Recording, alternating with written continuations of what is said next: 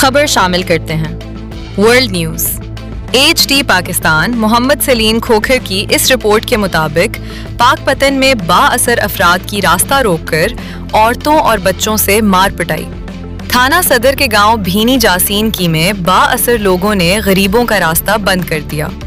بھینی جاسین کی کا رہائشی محمد سلیم نے میڈیا کو بتایا کہ ان کا عرصہ 2 سال سے محمد آصف وٹو اور اللہ دتہ وٹو وغیرہ سے کوئی معاملہ چل رہا تھا، جس پر انہوں نے ہمارا راستہ بند کر دیا اور ہماری گزرنے والی عورتوں اور بچوں سے بدتمیزی کرتے ہیں۔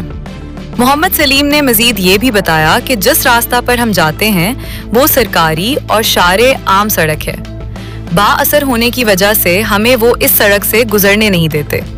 ہماری اعلیٰ حکام سے نوٹس لیے کی درخواست ہے کہ ہمارا گھر کو جانے والی واحد سڑک بند کرنے والوں کے خلاف قانونی کارروائی کی جائے۔